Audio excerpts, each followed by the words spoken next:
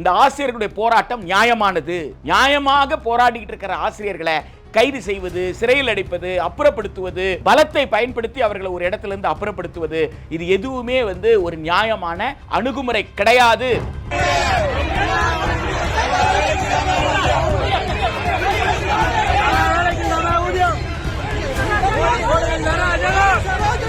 ஒரு நீதிபதி எத்தனை காலம் வேலை செய்திருந்தாலும் பரவாயில்ல, அவர் நீதிபதியா உயர் நீதிமன்றத்தில் நீதிபதியா இருந்தாருன்னா அவருக்கு ஓய்வூதியம் என்பது ஒரே மாதிரி கொடுக்கணும் அப்படின்னு சொல்றீங்க. 1 ரேங்க் 1 பென்ஷன் சொல்றீங்க.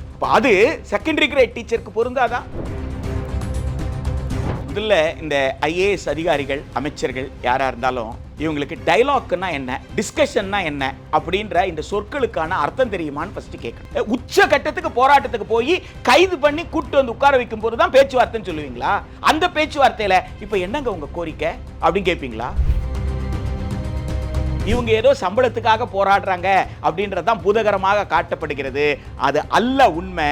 இது உண்மை நோக்கம் என்னன்னா, எனவே அரசு ஊழியர்கள் அவர்களுடைய போராடி பெற்ற உரிமை, அவர்கள் அந்த உரிமையை கேட்கிறார்கள் என்று சொன்னால் அந்த உரிமையை தட்டி பறித்தது நோக்கம் என்னன்னா, எதிர்காலத்தில் அரசு பள்ளியே இருக்க போறதில்லை. நிதி பிரச்சனையும் அரசுக்கு ஒரு சவாலாக இருக்கிறது அப்படின்னு அவங்க மேற்கோள் காட்டுற பாயிண்ட். நான் என்ன சொல்றேன், அமைச்சர் 3 வேளை சாப்பாடு சாப்பிடுறது 1 வேளை சாப்பாடு சாப்பிட்டுட்டு 2 வேளை சாப்பாட்டை குறைச்சிக்க சொல்லுங்க.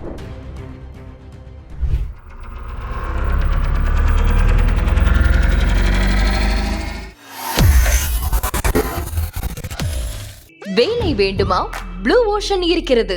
10th 12th டிப்ளமோ டிகிரி படித்தவர்களுக்கு உணவு, தங்குமிடம், இஎஸ்ஐ, பிஎஃப் இன்சூரன்ஸ் உள்ளிட்ட சலுகைகளுடன் அனுபவத்திற்கேற்ற நல்ல சம்பளம் 15,000 முதல் 30,000 வரை. பெண்களுக்கு முன்னுரிமை. 2,000க்கும் மேற்பட்ட வேலை வாய்ப்புகள் உள்ளன. இப்போதே தொடர்பு கொள்ளுங்கள். Blue ocean.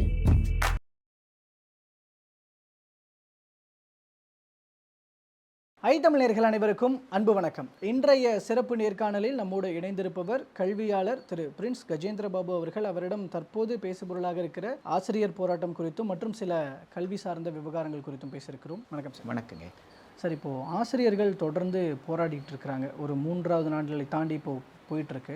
இந்த போராட்டத்தினுடைய அடிப்படை விஷயமாக இந்த சமவேலை சம ஊதியம் அப்படிங்கிறத பேஸ் பண்ணி இந்த விஷயங்கள் அவங்களுடைய போராட்டம் தொடருது. இது அரசு எப்படி கண்காணிச்சுட்டு வராங்க? முதல்ல இந்த போராட்டத்தை கவனிக்கிற மக்கள் என்னென்ன விஷயங்களை புரிஞ்சுக்க வேண்டியிருக்கு? போராடிட்டு இருக்கிறது தொடக்கப்பள்ளி ஆசிரியர்கள், இடைநிலை ஆசிரியர்கள், இந்த இடைநிலை செகண்டரி கிரேட் டீச்சர்ஸ். இவங்க 2009க்கு முன்னாடி நியமிக்கப்பட்டவர்களுக்கு ஒரு ஊதியமும் 2009க்கு பிறகு நியமிக்கப்பட்டவர்களுக்கு ஒரு ஊதியமும் இருக்கு.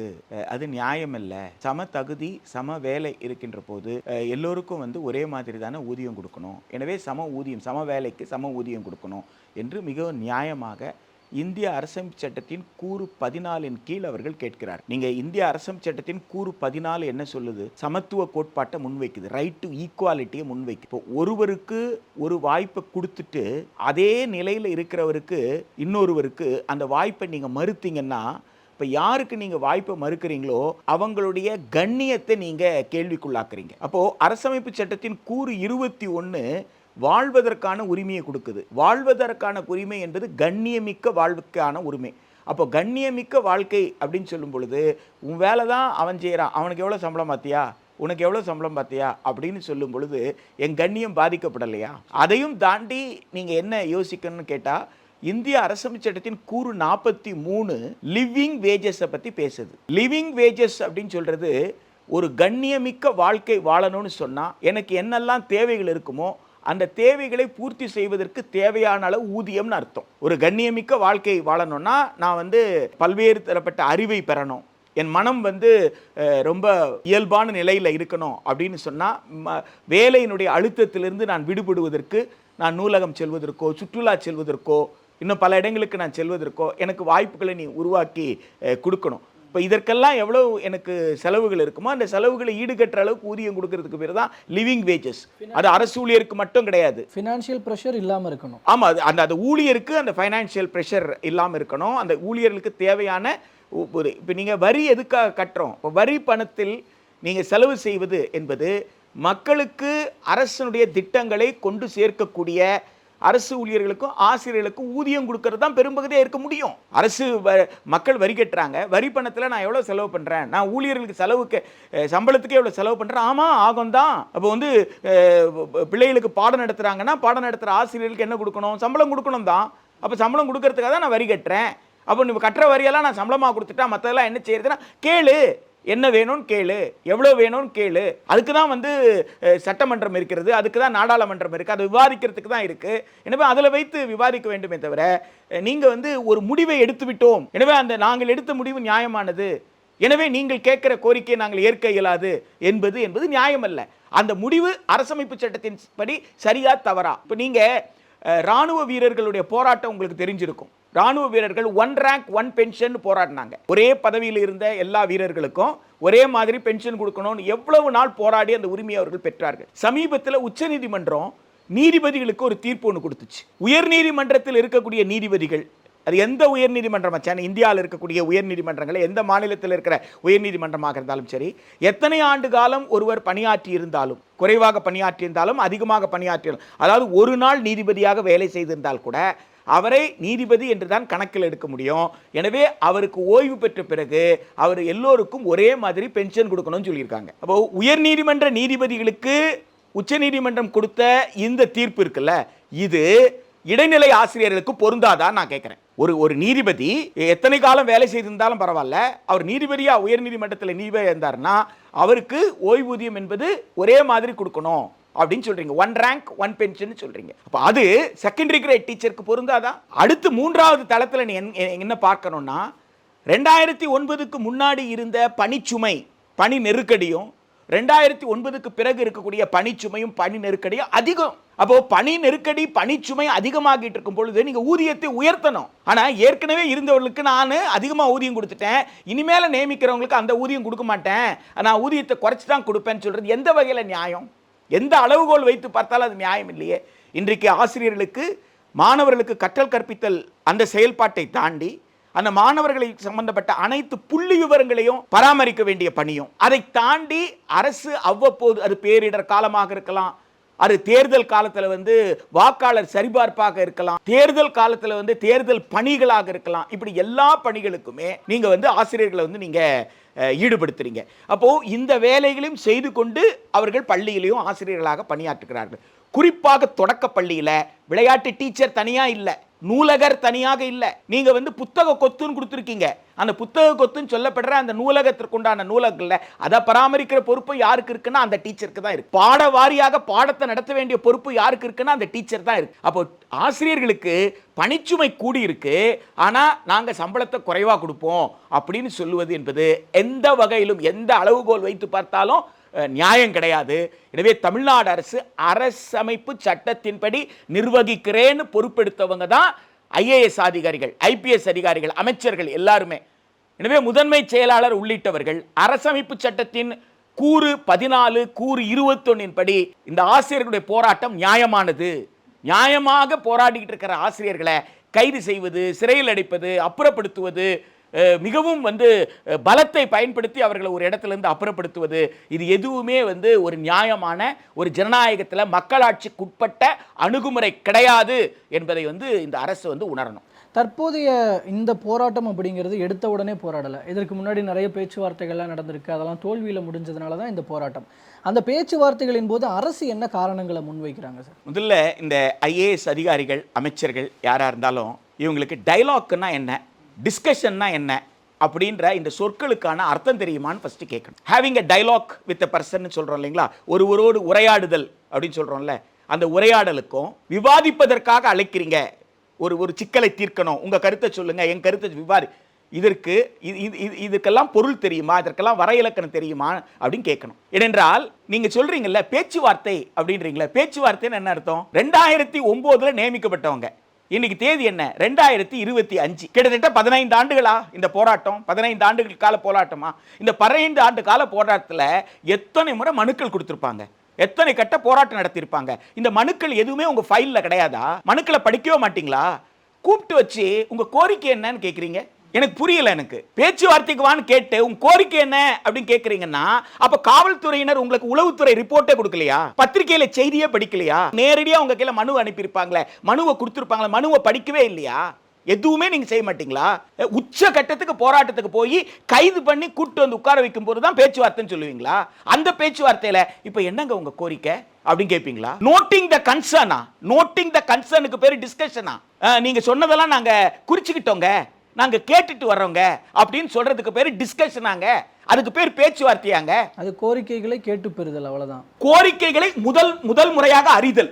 எனவே இப்பதான் இவங்க வந்து பொறுப்புக்கு வந்திருக்கிற மாதிரியும், இது வரைக்கும் இப்படி ஒரு போராட்டம் நடக்கிறத பத்திரிகையின் வாயிலாக கேள்விப்பட்டதே கிடையாது. இந்த ஆபீசர் வேற டிபார்ட்மெண்ட்ல இருந்திருக்கலாம், ஆனா அவர் பத்திரிகையை படிக்க மாட்டாரா? நான் கேட்கிறேன், அவர் பத்திரிகையை படிக்க மாட்டாரா? வெவ்வேறு துறை அமைச்சர்கள் கூட உட்காரலாம் பேச்சுவார்த்தைக்கு, பத்திரிகையை படிக்க மாட்டாங்களா? அப்ப கோரிக்கையே தெரியாது. கோரிக்கையே தெரியாமலா பேச்சுவார்த்தை கூப்பிடுவீங்க? யார வேணாலும் பேச்சுவார்த்தை கூப்பிட்டுருவீங்களா? பேச்சுவார்த்தை கூப்பிடுறீங்கன்னா கூப்பிடுறதுக்கு முன்னாடி கோரிக்கை தெரியணும். சட்டமன்றத்தில் ஒரு சட்டமன்ற உறுப்பினர் கேள்வி எழுப்புறாருன்னா அந்த கேள்வி எழுப்புறதுக்கு முன்னாடி நோட்டீஸ் கொடுக்கணும். நோட்டீஸ் கொடுத்து ஆதாரத்தை கொடுக்கணும். அவர் வந்து சில குற்றச்சாட்டுகளை வைக்க போறாரு அல்லது சில கேள்விகளை எழுப்ப போறாருன்னா அந்த கேள்விகளுக்கான ஆதாரம் என்ன, அந்த குற்றச்சாட்டுக்கு ஆதாரம் என்ன, அதையெல்லாம் கொடுத்தாதான் அமைச்சரால் என்ன செய்ய முடியும், அந்த கேள்விக்கான பதிலை சொல்ல முடியும். அந்த குற்றச்சாட்டுல நியாயம் இருக்கா, அந்த குற்றச்சாட்டு சரியா தவறா என்று விளக்கங்களை வந்து அவங்களால கொடுக்க முடியும். சட்டமன்றத்துக்கு எது பொருந்துமோ அது பேச்சுவார்த்தைக்கு பொருந்தாதான் நான் கேட்கிறேன். பேச்சுவார்த்தைக்கு அழைக்கும் பொழுது பேச்சுவார்த்தைக்கு முன்னாடியே நீங்க இந்த கோரிக்கைக்காக நீங்க போராடிட்டு இருக்கீங்க, ஆனா இதுதான் எங்க நிலைன்னு சொல்லணும்ல. இப்ப நான் சொல்றேன்ல, அரசமைப்பு சட்டத்தின் கூறு 14 படி அரசினுடைய நடவடிக்கை தவறுன்னு நான் சொல்றேன். அப்ப அரசு என்ன சொல்லணும்? அரசமைப்பு சட்டத்தின் எந்த கூறின்படி அரசு எடுத்த முடிவு சரின்னு சொல்லணும்ல. அரசமைப்பு சட்டத்தின் எந்த கூறின்படி அரசு எடுத்திருக்கிற முடிவு சரி, எந்த கூறின்படி போராட்டக்காரர்கள் போராடுகின்ற அந்த கோரிக்கை என்பது நியாயமற்றதுன்னு சொல்லணுமா வேண்டாமா? அப்படி சொன்னா அதுக்கு பேர் என்ன? பேச்சுவார்த்தை. அப்ப அரசமைப்பு சட்டத்தின் கூறு 14 நீங்க எப்படி உணர்ந்தீங்க, நாங்க எப்படி உணர்ந்தோம் என்று விவாதிக்கலாம். விவாதித்து ஒரு முடிவுக்கு வரலாம். அந்த மாதிரி எதுவுமே பேச்சுவார்த்தை நடத்துறது இல்லை. திரும்ப திரும்ப நீங்க புறப்படுங்க, நீங்க போய் வேலையை பாருங்க, நாங்க கருணையோடு பரிசீலிக்கிறோம், நாங்க முதலமைச்சர்கிட்ட சொல்றோம், நாங்க அரசு கிட்ட சொல்றோம், சம்பந்தப்பட்ட துறை செயலாளர்கிட்ட பேசுறோம் அப்படின்னு சொல்றதுக்கு பேரு எப்படிங்க வந்து பேச்சுவார்த்தைன்னு நீங்க எடுத்துக்கிறீங்க? முதல்ல அது பேச்சுவார்த்தையே கிடையாது. அது வந்து அழைத்தோம் என்று ஒரு ஆவணத்தை உருவாக்குகிறார்கள். அழைத்ததற்கான ஒரு ஆவணம் உருவாக்குறாங்களே தவிர உண்மையிலே அங்க பேச்சுவார்த்தை நடப்பதாக தெரியல. இதில் அரசு பொதுவாக இந்த மாதிரி எந்த போராட்டம் நடந்தாலும் ஏதோ ஒரு அமைச்சர் எங்கோ ஒரு இடத்துல சொல்கிற விஷயங்கள் அப்படிங்கிறது அந்தந்த துறைக்கான மத்திய அரசு வந்து கொடுக்குற நிதி வந்து சரியாக பத்தலை, இல்லை மத்திய அரசு நிதியை நிறுத்தி வச்சிருச்சு, பாஜக அரசு இப்படி செயல்படுகிறது, அதனால் இங்கே நிதி சுமை ஏற்பட்டிருக்கு, போதிய நிதி இல்லை இப்படின்னு இங்கே நிதியை காரணம் காட்டுவாங்க இல்லையா? ஸோ இந்த நிதி சுமையும் நிதி பிரச்சனையும் அரசுக்கு ஒரு சவாலாக இருக்கிறது அப்படின்னு அவங்க மேற்கோள் காட்டுற பாயிண்ட் அக்செப்டபிள் நினைக்கிறீங்க? நான் என்ன சொல்றேன், அமைச்சர் 3 வேளை சாப்பாடு சாப்பிடுறது ஒரு வேளை சாப்பாடு சாப்பிட்டுட்டு 2 வேளை சாப்பாட்டை குறைச்சிக்க சொல்லுங்க. அமைச்சரை வந்து கார்ல போவேன்னு சொல்லுங்க, பேருந்துல பயணிக்க சொல்லுங்க, சாதாரண கட்டில பேருந்துல பயணிக்க சொல்லுங்க. ஒன்றிய அரசு அமைச்சர் வந்து துட்டு குறைச்சிருச்சு, எனவே செலவினங்களை நாங்க குறைக்கிறோம், இந்த செலவினங்கள்லாம் குறைச்சி நாங்க மக்களுக்கு கொடுக்குறோம் சொல்லுங்க. யார் தடுத்தாங்க உங்களை? ஐஏஎஸ் ஆபீசருக்கு எத்தனை பேரை கொடுத்துருக்கீங்க? டிரைவர் கொடுத்துருக்கீங்க, கார் கொடுத்துருக்கீங்க, அப்புறம் பர்சனலா ஒரு அசிஸ்டன்ட் கொடுத்துருக்கீங்க. இவ்வளோ பேர் தேவையா? அரசாங்கம் தான் ஒன்றிய அரசு கொடுக்க வேண்டிய வரிப்பணம்லாம் கொடுக்கல. அப்போ ஒரு ஆபீசருக்கு எதுக்கு 4 ஊழியர்கள் கொடுக்குறீங்க? அப்ப இதெல்லாம் உங்களுக்கு செலவா தெரியலையா உங்களுக்கு? அப்போ ஒன்றிய அரசு மக்களிடம் வந்து ஜிஎஸ்டி வரி வசூல் செய்யுது, வருமான வரி வசூல் செய்யுது. ஒன்றிய அரசு என்ன செய்யணும்? மாநிலங்களுக்கு பங்களிப்பு கொடுக்கணும். மாநிலங்களுக்கு உரிய பங்களிப்பு கொடுக்கலனா மக்கள் மத்தியில் அம்பலப்படுத்த வேண்டியது மாநில அரசுடைய கடமை. இதோ பாருங்க, தமிழ்நாட்டில் வந்து இத்தனை கோடி மக்கள் வாழ்றோம், இவ்வளவு பேரு இவ்வளவு வரி செலுத்தி இருக்கோம், இவ்வளவு வரி செலுத்தி நம்ம மாநிலத்திற்கு வர வேண்டிய வரி இவ்வளவு, ஆனா இவ்வளவுதான் வந்திருக்குன்னு மக்கள் கிட்ட சொல்லுங்க. அப்பதான் மக்கள் என்ன புரிஞ்சுப்பாங்க, என்னுடைய வரி என் மாநிலத்தில் என் மக்களுக்கு செலவு செய்யறதுக்கு நீ பங்கு தரலன்னா நான் எதுக்கு உனக்கு வரி கட்டணும்னு கேட்க ஆரம்பிக்க மாட்டாங்களா? ஜிஎஸ்டி கட்டினா ஜிஎஸ்டியில் பாதி ஜிஎஸ்டி வந்து ஸ்டேட் கவர்மெண்ட்டுக்கு, பாதி ஜிஎஸ்டி வந்து சென்ட்ரல் கவர்மெண்ட். ஒன்றிய அரசுக்கு பாதி ஜிஎஸ்டி போகுதுன்னா அப்போ ஒன்றிய அரசுக்கு வரக்கூடிய அந்த பாதி ஜிஎஸ்டி ஒன்றிய அரசு என்ன செய்யணும்? பல்வேறு மாநிலங்களுக்கு பகிர்ந்து கொடுக்கணும். மாநில அரசுக்கு வர வேண்டிய ஜிஎஸ்டி மாநில அரசுக்கு அவங்க வசூல் பண்ணியிருந்தா அவங்க கொடுத்துடணும். அதை தாண்டி ஒன்றிய அரசு வசூல் பண்ற ஜிஎஸ்டியில் ஒன்றிய அரசுடைய திட்டங்களுக்கு, ஒன்றிய அரசு செய்ய சொல்ற வேலைகளுக்கு அதுக்கெல்லாம் நிதி தர வேண்டிய பொறுப்பு யாருக்கு இருக்கு? ஒன்றிய அரசுக்கு இருக்கு. அப்போ தனக்கு தன் பெயரிலேயே வசூலித்த பணம், ஸ்டேட்டுக்கு வர வேண்டிய ஜிஎஸ்டின்ற பெயர்லயே வசூலித்த பணத்தை முதல்ல கொடுத்தாங்களா? ஒன்றிய அரசு பங்கு போட்டு தர வேண்டிய துட்டை கொடுத்தாங்களா, எந்த இடத்துல கொடுக்கல, எதுக்கு கொடுக்கலன்ற விஷயத்தை புள்ளி விவரத்தோட நீங்க பேசணும். புள்ளி விவரத்தோட பேசணும். அதையும் தாண்டி பள்ளிக்கூடங்களை பொறுத்த வரைக்கும் நிதி பற்றவில்லை அப்படின்னு சொன்னா மக்களிடம் தான் கேட்கணும். நீங்க கட்டின வரியை ஒன்றிய அரசு எடுத்துட்டு கொடுக்க மாட்டேங்குது, எனவே பள்ளிக்கூடம் நடத்துறதுக்கு நீங்க கூடுதலா எங்களுக்கு பணம் கொடுங்கன்னு சொல்லி மக்கள்கிட்டயே கூட கேட்டு வாங்கிக்கலாம். வரி தான் போட முடியாது. ஆனா இத்தகைய நெருக்கடிகளை சமாளிப்பதற்கு மக்களிடம் நிதி வசூல் பண்றதுல யாரும் தடுக்க போறதில்ல. ஏன் பேரிடர் காலங்களில் நம்ம நிதி திரட்டலையா, கோவிட் காலத்தில் நிதி திரட்டலையா, அதுபோல் பள்ளிகளை காப்பாற்றுவதற்கு நிதி திரட்டலாம். இது ஆசிரியர்களுடைய சிக்கல் அல்ல, இது மாணவர்கள் சிக்கல். மாணவர்களை பெற்றெடுத்த அந்த குழந்தைகளை பெற்றெடுத்த பெற்றோர்களுடைய பிரச்சனை, இது சமூகத்தின் பிரச்சனை. என் ஆசிரியருடைய மனநிலை நல்லா இருந்தாதான், என் ஆசிரியர் மகிழ்ச்சியாக இருந்தாதான் என் குழந்தைக்கு மகிழ்ச்சியா பாடம் நடத்த முடியும். எனவே இது ஒரு சமூக உளவியல் அப்படின்றத புரிந்து கொள்ளணும். இது ஒரு மிகப்பெரிய தாக்கத்தை அடுத்த தலைமுறைக்கு, இந்த போராடிக்கிட்டு இருக்கிறாங்க அந்த டீச்சர் கைதாகிறது அந்த குழந்தைங்க பார்க்கறாங்க, அந்த குழந்தைகளோட மனநிலையை பற்றி நீங்க கவலைப்படவே மாட்டீங்களா? அந்த பெற்றோர்களுடைய மனநிலையை பற்றி கவலைப்படவே மாட்டீங்களா? இந்த ஆசிரியர் மீண்டும் வகுப்பறைக்கு போகும் பொழுது அந்த மாணவர்கள் இந்த ஆசிரியர்களை எப்படி பார்ப்பார்கள் அப்படின்ற ஒரு பரிதாபத்தோட பார்ப்பாங்களா? எப்படி பார்ப்பாங்க? இது எதுவுமே ஆசிரியரோட கண்ணியத்தை பாதிக்குமே என்ற அக்கறையே கொள்ள மாட்டீங்களா நீங்க? இது நியாயமா? எனவே அரசு ஒரு நல்வாழ்வு அரசு என்பதை உணரணும். It's a welfare state. Welfare ஸ்டேட்ல எது ஹையஸ்டா இருக்க முடியும்னு கேட்டீங்கன்னா பீப்புள்ஸ் வெல்ஃபேர் தான். எது உச்சபட்சம்னு கேட்டா மக்களின் நல்வாழ்வு தான். மக்களின் நல்வாழ்வு தான் என்று சொல்லும் பொழுது மக்களின் நல்வாழ்வுக்கு அந்த திட்டங்களை கொண்டு போய் மக்களிடம் சேர்க்கிற அரசு ஊழியர்கள் இருக்காங்களே, அவங்க தான் முதுகெலும்பு. இந்த அரசினுடைய முதுகெலும்பு அவங்க தான். அந்த முதுகெலும்பை நாம பலவீனப்படுத்தக்கூடாது, அதை உடைச்சிடக்கூடாது. எனவே அந்த முதுகெலும்பு பலமாக இருக்கணும்னா அதற்கு தேவையான, அவங்க ஒன்றும் அநியாயமா எதுவும் கேட்கல, சட்டத்தின் படி நின்றுதான் கேட்கிறாங்க, நியாயத்தின் பால் நின்றுதான் கேட்கிறார்கள். எனவே இத்தகைய கோரிக்கைகளை, இது மட்டும் இல்லை, இப்போ ஜாக்டோ ஜியோ ஜனவரி 6ஆம் தேதி ஒரு மிகப்பெரிய போராட்டத்திற்கு, காலவரையற்ற போராட்டத்திற்கு அறைகோல் விடுத்திருக்காங்க. அது நாட்டை காக்கின்ற போராட்டம், அது சாதாரண ஊதிய உயர்வு போராட்டம் அல்ல, சாதாரண பழைய ஓய்வூதிய போராட்டம் எடுத்துக்க கூடாது. ஏன்னா நீங்க 10 ஆண்டு காலமாக 20 ஆண்டு காலமாக ஆசிரியர்களை நியமிக்கவே இல்லை நிரந்தர பணியிடத்தில். அப்படின்னா என்ன அர்த்தம்? நீங்க பள்ளிக்கூடத்தை நடத்த போறது இல்லைன்னு அர்த்தம். இப்ப ஜனவரி 6ஆம் தேதி காலவரையற்ற போராட்டம் என்று சொன்னால் அந்த போராட்டம் என்பது அரசு பள்ளிகளை தக்க வைக்கின்ற, காக்கின்ற போராட்டம், அரசு கல்லூரிகளை காக்கின்ற போராட்டம், அரசு உதவி பெறும் கல்லூரி பள்ளிகளை காக்கின்ற போராட்டம். எனவே இது ஒன்றோடு ஒன்று தொடர்பு இருக்கிறது. இதை எதையுமே நம்ம தனித்தனியா பார்க்க முடியாது. இந்த தொடக்கப்பள்ளி ஆசிரியர்கள் இப்பொழுது 2009க்கு பிறகு பணிகளை சேர்ந்தவங்க, அவங்க கோரிக்கை கூட இந்த ஜாக்டோ ஜியோ போராட்டம், ஜனவரி 6 போராட்டத்தில் இந்த கோரிக்கை உள்ளடக்கியது தான். எனவே இந்த கோரிக்கை என்பது இவர்கள் மட்டும் போராடிக்கிட்டு இல்லை, இப்போ இருக்கிற சில ஆயிரம் பேர்கள் மட்டும் போராடிக்கிட்டு இருக்கல, அந்த கோரிக்கையும் உள்ளடக்கி தான் ஜனவரி 6 ஜாக்டோ ஜியோ போராட்டம் நடத்துகிறது. எனவே அரசு பேச்சுவார்த்தை என்றால் மிக தெளிவாக உங்க கோரிக்கையில இது இந்த விதியின்படி சரி, விதியின்படி சரியில்லை, இந்த காரணத்திற்காக தீர்க்க முடியும், தீர்க்க முடியாது என்பதை விஷயத்தை சொல்லி ஒரு டைம் டேபிள் கொடுக்கணும். ஒரு திட்டவட்டமான ஒரு கால வரைமுறையாது, ஒரு இந்த தேதியில் இந்த கோரிக்கை உடனடி நிர்வாக ரீதியாக தீர்க்கிற கோரிக்கையில் உங்களுக்கு என்ன சிக்கல் நான் கேட்கிறேன். நிர்வாக ரீதியாக அணுகக்கூடிய சிக்கல்கள் நிறைய இருக்காங்க. அதுக்கு முதலமைச்சர் தலைமையில் இருக்கிற அமைச்சரவை கூடி பேசித்தான் முடிவு எடுக்கணும்னு அவசியம் கிடையாது. அது கொள்கை முடிவு எடுக்கிற இடத்துல தான். நிர்வாக ரீதியாக அணுகிற பிரச்சனையே ஏராளமா இருக்கு.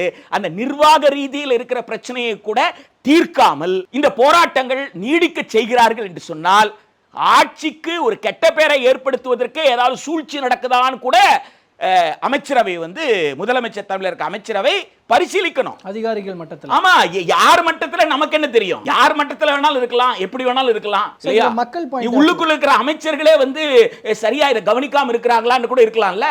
அவர்களுக்கு கீழே தான் அதிகாரிகள் இருக்கிறாங்க. அப்ப எந்த இடத்துல தப்பு நடக்குது, ஏன் இப்படி போராடிட்டு இருக்காங்க? ஏன்னா சாதாரணமா கேட்குறேங்க, மாநில கல்லூரியில, சென்னை மாநில கல்லூரி காமராஜர் சாலையில் இருக்குது, புரியறதுக்காக சொல்கிறேன். அவங்க கோரிக்கையில் இந்த கோரிக்கையினுடைய நியாயத்தை நீங்கள் புரிந்து ஒரு நியாயத்தை புரிஞ்சுக்கிட்டீங்கன்னா மற்றதெல்லாம் சாதாரணமாக புரியும். சென்னை மாநில கல்லூரி இருக்குது, மாநில கல்லூரியில் ஒருத்தர் பேராசிரியர், ஒருத்தர் ஆசிரியராக இருக்கார். அவரை நியமிக்கும் போது என்ன செய்யறீங்க? உதவி பேராசிரியர். அவருக்கு பணி உயர்வு கொடுக்கும்போது இணை பேராசிரியர், சரிங்களா? அதோட தான் அவர் ஓய்வு பெறணும். அவர் துறை தலைவர் ஆனாலும் சரி, முதல்வர் ஆனாலும் சரி, அவர் இணை பேராசிரியர் தான் ஓய்வு பெற முடியுமே தவிர அவர் யாரா ஆக முடியாது? பேராசிரியர் ஆக முடியாது. ஆனால் அவர் முனைவர் பட்டம் பெற்றிருக்கிறார். அவர் முனைவர் பட்ட ஆய்வுக்கு வழிநடத்துகிறார், கைடா இருந்திருக்கிறாரு. ப்ராஜெக்ட் என்னென்ன சொல்றீங்களோ, ஒரு ஆசிரியர், ஒரு கல்லூரி ஆசிரியரிடம் எதையெல்லாம் எதிர்பார்க்குறீங்களோ அத்தனை படிகளும் அவர் செய்கிறார். ஆனால் அவர் யார் கிடையாது? கடைசி வரைக்கும் ஒரு பேராசிரியர் கிடையாது. மாநில கல்லூரியில இருந்து ஒரு கிலோமீட்டர் அப்படி தள்ளி போனீங்கன்னா சென்னை பல்கலைக்கழகம் இருக்கு. சென்னை பல்கலைக்கழகத்தில் ஒரு உதவி பேராசிரியர் இருக்கிறாரு. அவர் இணை பேராசிரியராகி ஓய்வு பெறார். அவரும் தான் இதே எம்ஏ எடுக்கிறார், எம்எஸ்சி எடுக்கிறார், எம்காம் எடுக்கிறார். இது இங்க என்ன நடத்துறாங்களோ அதெல்லாம் அங்கேயும் நடத்துறாங்க. அவரும் பிஹெச்டி கைடா இருக்கிறாரு. சரி, அவரும் ப்ராஜெக்ட், அவரும் செமினார் எல்லாம் செய்யறாரு. இப்போ இவங்க கோரிக்கை என்னன்னு கேட்டா, அரசு கல்லூரி, அரசு உதவி பெறும் கல்லூரி ஆசிரியர்களுக்கு பேராசிரியர் பதவி கொடுக்கணும்னு கேட்கிறாங்க. இது என்ன சார் கொள்கை முடிவு? எனக்கு புரியல. இதுல என்ன கொள்கை முடிவு? இன்னொரு கோரிக்கை பார்த்தீங்கன்னா, சென்னை அண்ணா சாலை இருக்கு இல்லைங்களா, குவாய்தமில்லத் ஆர்ட்ஸ் காலேஜ் இருக்கா, குவாய்தமில்லத் ஆர்ட்ஸ் காலேஜ்ல வேலை செய்யற டீச்சருக்கு கேரியர் அட்வான்ஸ்மெண்ட் ஸ்கீம்ல தங்களுடைய பணி காலத்தில் பணி மேம்பாட்டு திட்டத்தின் கீழே சேர வேண்டிய பணி பலன்களை கொடுத்துட்டாங்க. குவாய்தமில்லத் ஆர்ட்ஸ் காலேஜ்ல, கவர்மெண்ட் ஆர்ட்ஸ் காலேஜ்ல இருந்து ஒரு கிலோமீட்டர் அப்படி தள்ளி போனீங்கன்னா எத்திராஜ் காலேஜ் இருக்கு. அந்த எத்திராஜ் காலேஜில் இருக்கிற பேராசிரியர் இருக்கார்ல, அதாவது உதவி பேராசிரியர், இணை பேராசிரியர், இவங்க இருக்காங்க இல்லைங்களா, இவங்களுக்கு இந்த கேரியர் அட்வான்ஸ்மெண்ட் ஸ்கீம்ல என்ன கொடுக்கல? பணம் கொடுக்கல. ஒரே ஆசிரியர் 2 பேர் அரசு ஊழியர், அரசு கல்லூரியில் படித்தாலும் பணியாற்றினாலும் அரசு ஊழியர் தான், அரசு உதவி பெறும் கல்லூரியில் பணியாற்றினாலும் அரசு ஊழியர் தான். நாளைக்கு அந்த கல்லூரியை மூடினாலும் சரி, அல்ல அந்த கல்லூரியில் மாணவர் எண்ணிக்கை குறையுதுன்னு சொல்லி டிப்ளாய்மெண்ட்ல அந்த டீச்சர் எடுத்து நீங்க எங்க போடலாம்? அரசு கல்லூரியில் 2 பேருக்கும் ஒரே சமமான தகுதி, சமமான வேலை பளு, எல்லாமே சமம். ஆனா இவருக்கு கேரியர் அட்வான்ஸ்மெண்ட் கொடுத்துட்டீங்க, அவருக்கு கொடுக்கல.